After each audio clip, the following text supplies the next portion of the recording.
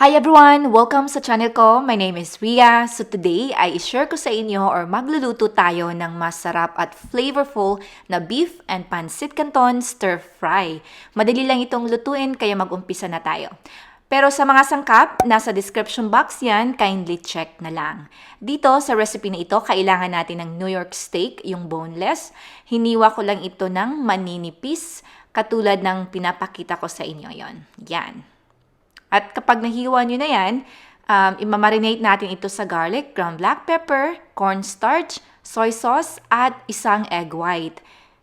Yan. And then, malinis naman yung kamay ko, ito na yung ginamit ko. So, kailangan natin itong i-combine, I would say mga 30 to 45 minutes, not minutes, 30 to 45 seconds natin itong haluin. Yung garlic, dapat naka-finely chopped talaga, importante. Okay? And then, imamarinate natin ito. Ang ginawa ko dito, 30 minutes sa fridge, and then after 30 minutes, inilagay ko lang sa counter for additional na 30 minutes. And that's it. Okay, next, sa separate na bowl, gagawa tayo ng sauce. So dito, it's brown sugar, soy sauce, and then, haluin lang natin ito para ma-dissolve yung sugar. I-add rin natin dito yung lemon juice, yung oyster sauce. Yan. And then, continue mixing hanggang sa talagang well combined na itong sauce na ito. And then, set aside lang muna natin. Pero tinitikman ko rin ito, okay? So, i-adjust nyo na lang. Then, gagamit tayo dito ng wok, or you can use yung malaking pan on medium-high heat. Mainit yung pan bago ako naglagay ng cooking oil. Vegetable oil yung gamit ko dito. Then, yung marinated na beef, lutuin natin ito first. So, lutuin natin ito again, mga medium-high heat for 2 to 3 minutes. Hindi natin i-overcook yung beef. Kasi pag mag-overcook, magiging like, tough. So, dito, since 2 to 3 minutes ito, naku, sobrang lambot, napaka-tender ng meat na ito. So, kung hindi kayo makahanap ng like New York steak, then kahit anong cut ng beef, basta hiwain nyo lang ng maninipis at quick lang talaga yung pagkaluto. Okay? Then, iset aside natin yon. Then, dito, ito yung tinatawag na fresh pancit canton. Nasa frozen section ito ng Asian market. Then, naglagay tayo ng kumukulong mainit na tubig. Isosoak lang natin ito for a minute. And then, after a minute, ilulusin up natin yung noodles. And then, i-discard natin yung liquid. I-drain natin ito. Set it aside. Next, sa same na pan, maglagay tayo ng oil. And then, saute and, gisahin lang natin kumbaga yung red onion for 2 minutes lang muna on medium heat. Then, naglagay tayo ng chicken stock. You can use beef stock kasi sa akin, chicken stock yung available.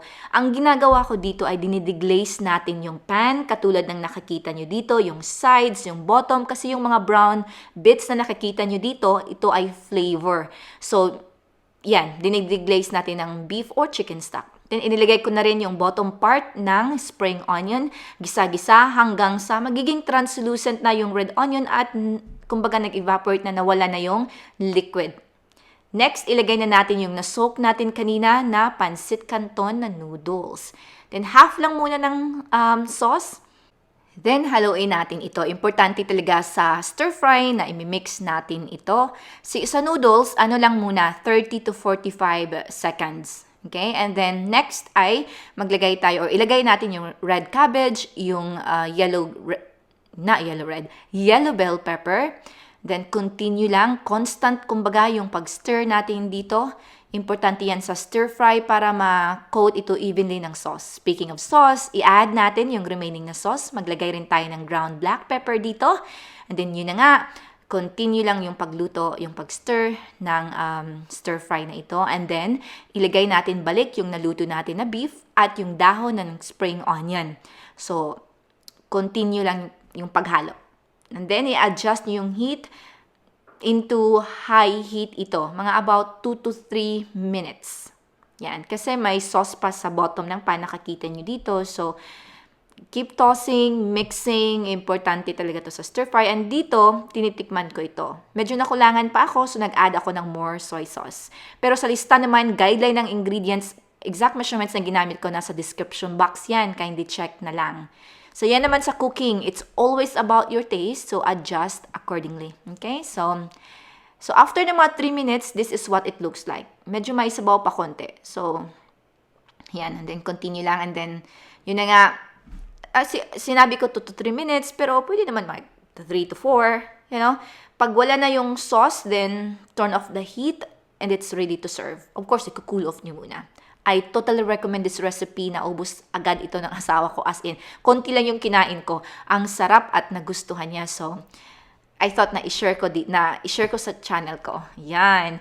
Alright guys, that's all for today's video. Sana i-try nyo ang recipe na ito at mag-subscribe kayo sa channel ko kung gusto nyo ang mga ganitong klaseng video. Thank you so much for watching. Take care.